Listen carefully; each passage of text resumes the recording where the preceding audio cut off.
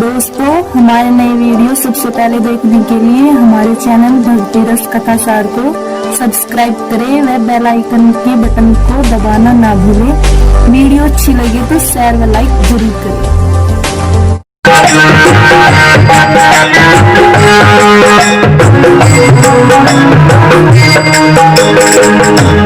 पर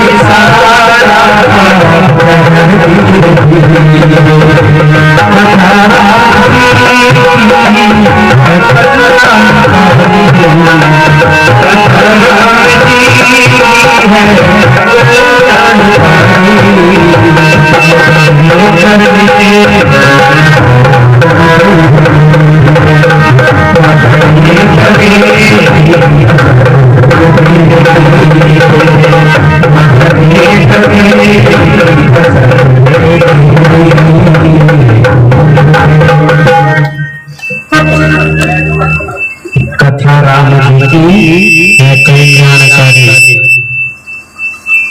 और भैया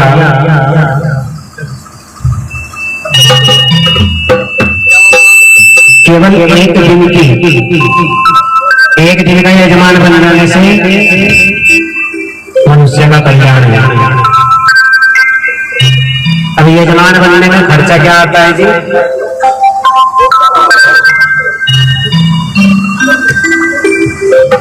यजमान बनने में खर्चा क्या आता है? पहले कार्य सुन लो, कार्य क्या है यजमान का? यजमान का कार्य है सुबह उठ करके, भाई हम ज्यादा लंबा चौड़ा परिवार नहीं है हमारा, 4 आदमी हैं हम, ठीक है जी। 4 आदमियों का नाश्ता, सुबह का नाश्ता हो गया, फिर यजमान को पूजा के लिए आ जाना। 1 घंटे की पूजा है। 1 घंटे की पूजा में करीबन छोटा सामान तो सारा है, थोड़ा सा बड़ा सामान क्या है? मिठाई होगी, फल हो गया, मिठाई, फल, दूध और दही, ये 4-5 सामान घर से लेकर के आने हैं, ठीक है जी। 1 घंटे की पूजा कराओ, पत्नी पति बच्चों सहित बैठ करके, पूरे परिवार सहित।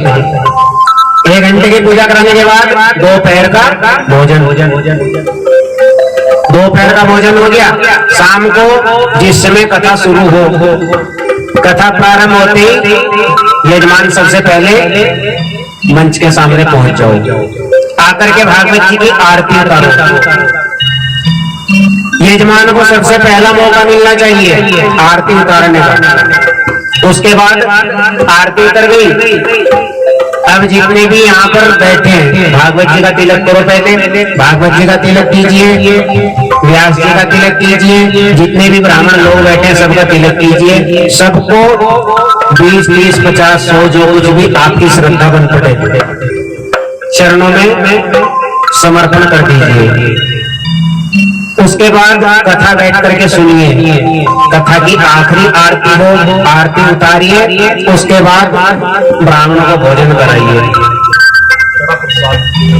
और भैया जब आरती होती है लास्ट की, अब उस आरती पे फिर भोजन प्रसाद, जो भक्तों को प्रसाद बांटना है उस प्रसाद की व्यवस्था। और भाई जो रुक्का दे रहा बाहर खड़ा हुआ, उसमें 1-2 लीटर तेल, बस ये यजमान का खर्चा है। अब आप समझ लो कि इसमें 500-400 रुपए का खर्चा है, ज्यादा लंबा चौड़ा खर्चा नहीं है। और ऐसी बात नहीं है कि भाई एक ही यजमान बने, हमारे यहाँ सुविधा सारी है। अभी पिछली कथा गणेशपुर में हुई, गणेशपुर में तो भाई 4-4, 5-5 यजमान थे। बादशाही बाग में हुई, वहां पे 10 यजमान भी थे, एक दिन 10-10 यजमान बने। आलमपुर में कथा हुई अभी, आलमपुर में भी 7-7, 8-8 यजमान थे।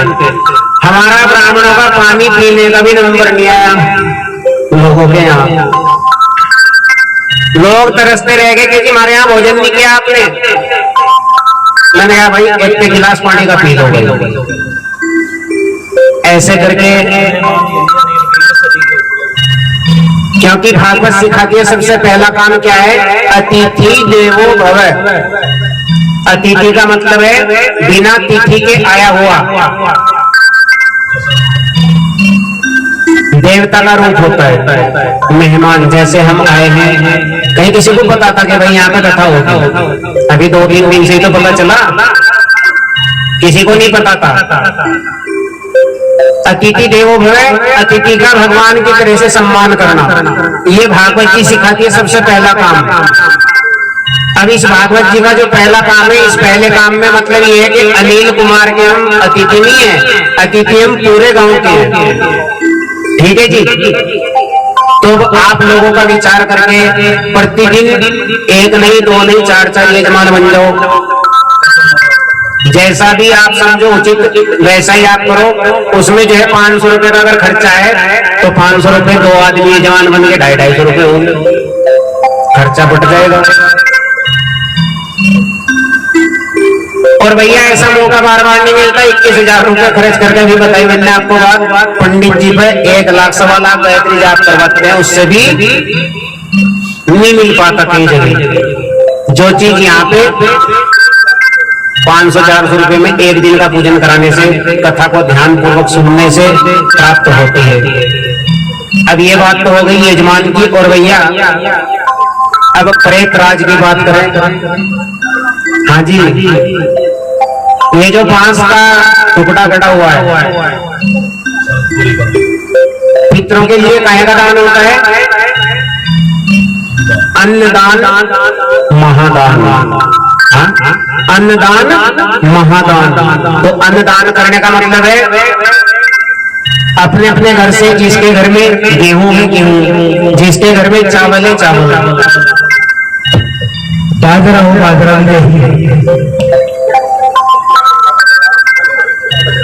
पितरों पर जल रहा है तिलों का तेल, कटोरी में जल रहा है। ठीक है जी। देवताओं पे सिरसों का तेल और पितरों पे तिलों का तेल। अब यहाँ पे अन्नदान करने का मतलब है भैया, जब भी आपके पास सुनने के लिए आए, जब भी जिसका समय लगे उस समय आकर के आप चाहे तो भाई कल को समय नहीं लगा, परसों को, जैसी भी चीज की श्रद्धा है, कम से कम 1.25 किलो होना चाहिए एक घर से। ठीक है जी। ये अन्नदान हो गया। अब अगली बात हो गई प्रेत का उद्धार कैसे हो। लड्डू गोपाल किस किस के यहाँ है? हाथ उठाओ किसके यहाँ लड्डू गोपाल है? 1, 2, 3, 4 हैं तो 1, 2 और भी संकोच में उठा नहीं रहे हाथ। भैया जिन जिन के यहाँ पे लड्डू गोपाल है, जिस जिसके यहाँ लड्डू गोपाल है, लड्डू गोपाल को साथ में लेकर के आया करो। कथा में लड्डू गोपाल साथ में लाओ, क्योंकि लड्डू गोपाल की तो कथा हो रही है, उनको आपने घर पे बिठा रखा है। जितना बड़ा ये तख्त है ना, इतना बड़ा तख्त एक साइड में बिछवा करके, और बादशाही बाग में जो है मेरे ख्याल 50-60 लड्डू गोपाल पूरा तख्त भर जाता था प्रतिदिन। साथ में लाओ प्रसाद लेकर के लड्डू गोपाल का, और साथ में लेकर के जाओ। तो जिनके यहाँ लड्डू गोपाल है कल को लेकर के आना है। ठीक है जी। अब नारद जी ने पूछा है सनत कुमारों से कि प्रेत की मुक्ति हो जाती है? बोले हाँ, प्रेत की मुक्ति भी हो जावे। बोले कैसे? बोले तुंगभद्रा नदी के किनारे, बड़ी ध्यान से सुनने की बात है, 5-7 मिनट की कथा है, 7 दिन का महात्म्य। तुंगभद्रा नदी के किनारे एक बहुत सुंदर नगर था। उस नगर का नाम था उत्तम नगर। वर्णाश्रम धर्म का पालन करने वाले सभी प्रकार के, सभी जातियों के लोग वहां पर रहते थे। उस नगर में एक पंडित जी रहा करते थे जिनका नाम था आत्मदेव। आत्मदेव नाम का ब्राह्मण बड़ा ज्ञानी विद्वान पुरुष था। एक पत्नी थी जिसका नाम था धुंधली। क्या नाम था? धुंधली। अब ये धुंधली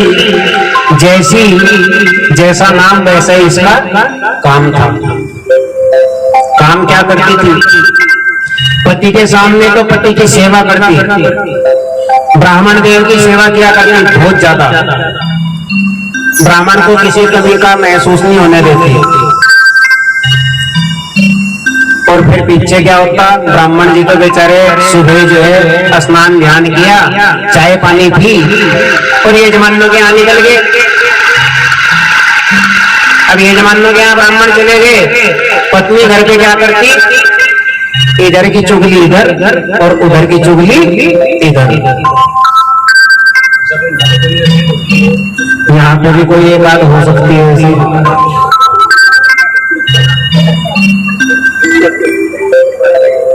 पति के जाने के बाद पड़ोस में बैठने का प्रतिदिन का उसका काम था। और फिर बड़ी कर्कश वाणी थी, कठोर वाणी में लड़ती थी जब भी लड़ती थी किसी के साथ।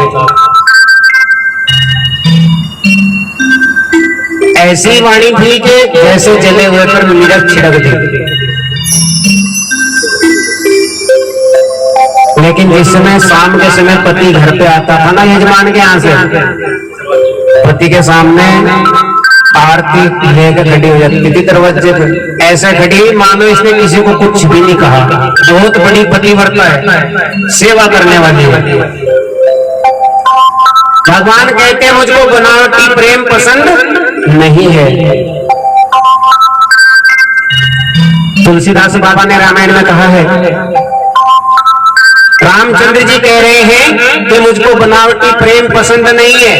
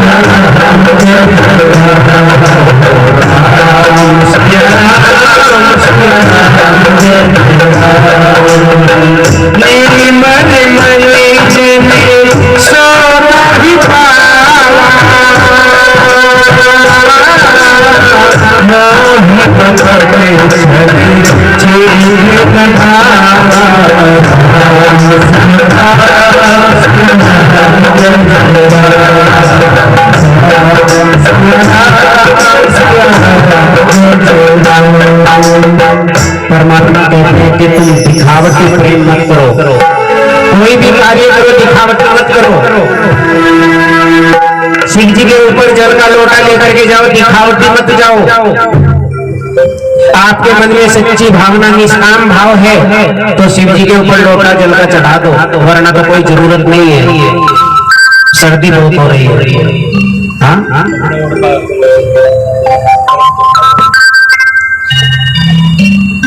आज के जमाने में अभी देखो अच्छी बात है, इतनी तेज सर्दी में भाई लोग भी सब अपने वस्त्र पहन करके बैठे हैं, बढ़िया वस्त्र पहन रखे हैं।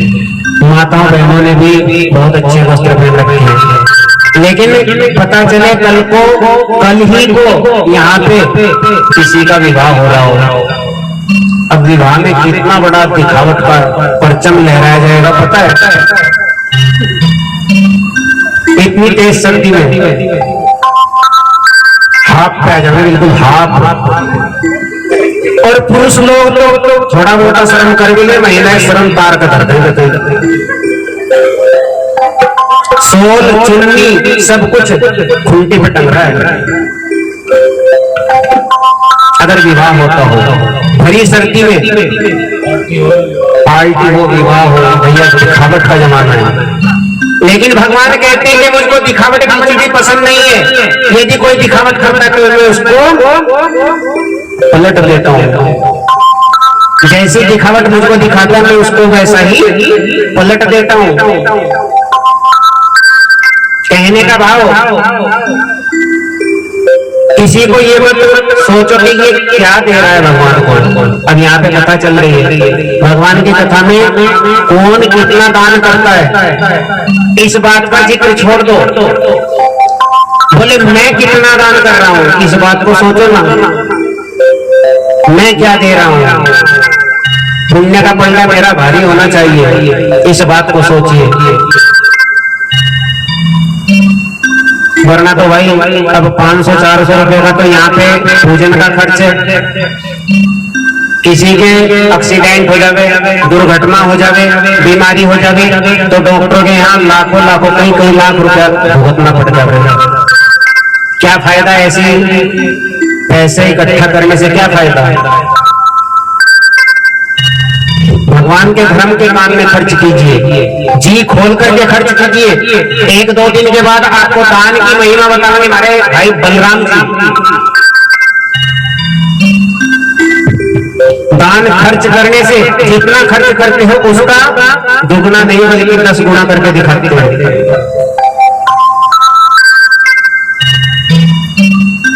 अब महाराज धुंधली दिखावटी प्रेम करती थी अपने पति से। धुंधली ने क्या किया है, प्रतिदिन का अपने पति से प्रेम करना, पड़ोस में आग लगाना, गाली गलौज करना।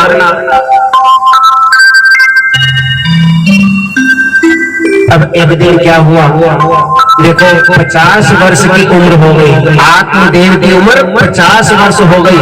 आज 50 वर्ष हो गए लेकिन आज तक घर में कोई संतान नहीं है। घर में एक आंगन में गाय बंधी है, 6 साल हो गए गाय बंधी हुई है, लेकिन गाय को भी आज तक गाय भी बांझ ही है। घर में एक तुलसी का पेड़ है, बार बार पड़ोसियों के यहाँ से मांग करके लाता, तुलसी का हरा पेड़ लेकर के आता, लेकिन घर में जैसे ही लगाता 2-4 दिन के बाद वो तुलसी सूख जाती। अब वृद्धावस्था आ गई, ऐसी वृद्धावस्था आई कि अंतिम समय में मेरे को कोई पानी देने वाला, मेरा अंतिम संस्कार कराने वाला भी कोई नहीं है। ऐसा आभास करके रो रहा है। ऐसे रोते हुए आत्मदेव को पड़ोसी आकर के कहने लगे, अरे क्या बात है, तेरे घर में तुलसी भी सूखी हुई है और 5-7 साल हो गए हम इस गाय को भी देख रहे हैं, ये भी बांझ खड़ी है, बात क्या है। बोले जी मेरे कर्म ही कुछ ऐसे हैं, मेरे घर में संतान नहीं है। बेचारा रोता हुआ आत्महत्या करने के लिए चल दिया। आत्महत्या करने के लिए जैसे चला है, जंगल में जाकर के देखा है, तालाब में सरोवर में कूद करके जान देना चाहा, लेकिन आज पास में देखो जब किसी को बचाने वाला सामने कोई नहीं मिलता तो भगवान आ जाता है। तिनके का सहारा ढूंढते तो तिनके का सहारा बहुत है। संत का रूप धारण करके भगवान आए हैं। आकर के अरे ब्राह्मण, अरे तू क्या कर रहा है, क्या करने जा रहा है? हाथ पकड़ करके इधर बिठा दिया किनारे पर और स्नेही से पूछने लगे कि कथन रोगी से चिंता बनीसी वदतुं सत्यं मया स्वस्य दुःखस्य कारणम्। पंडित जी आप रोते क्यों हो? आप तो कोई बहुत बड़े कर्मकांडी पंडित लगते हो।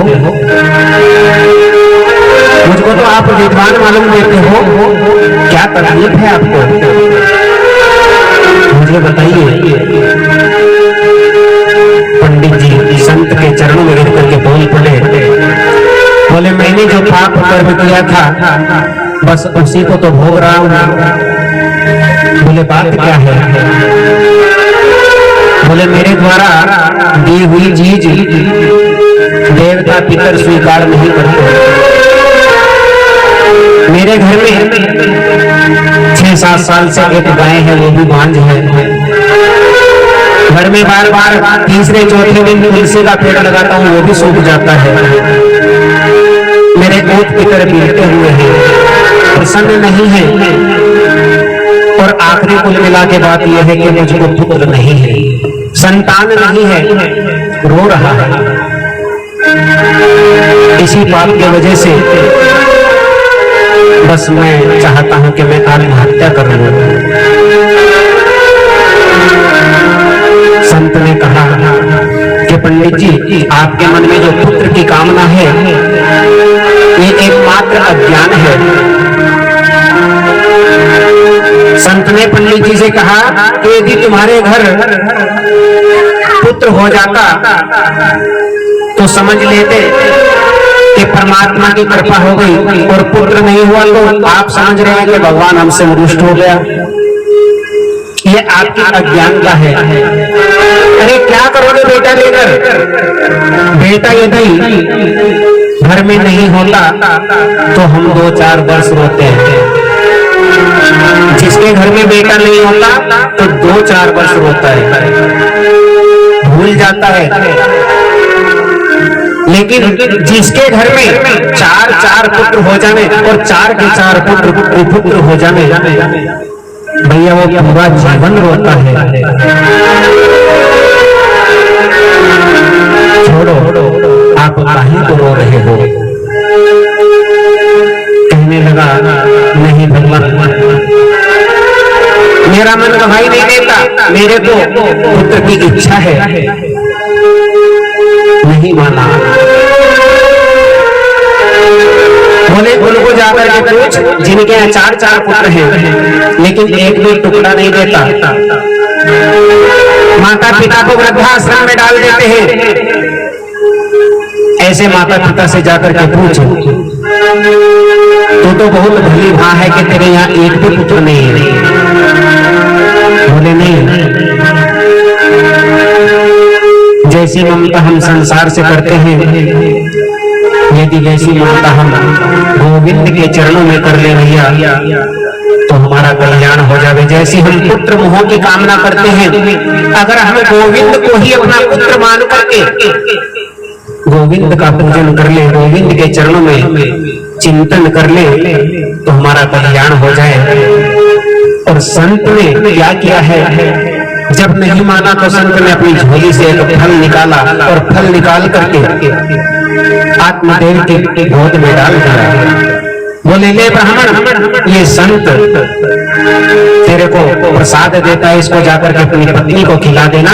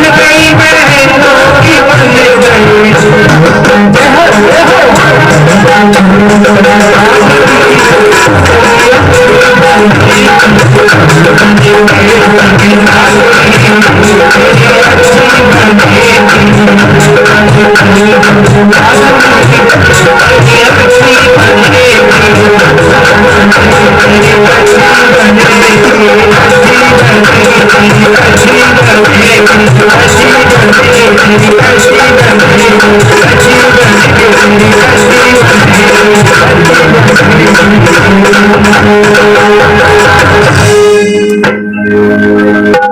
संतन के संग लागनी तेरी कच्छी बनेगी। और भैया आज के समय में संत को तो ऐसा समझते हैं, संसार में जितनी भी डिग्रियां हैं, संसार में जितनी भी डिग्रियां हैं, प्रधानमंत्री व राष्ट्रपति की डिग्री, ये भी बहुत बड़ी बड़ी डिग्रियां हैं, लेकिन इन सारी डिग्रियों से बड़ी डिग्री है संत बनने की। यदि कोई सच्चे सच्चा संत है, सच्चे संत का बनना मिलना बहुत मुश्किल है। और आज के जमाने में छोटे छोटे बालकों को जिस टाइम पे कथा प्रारंभ होती है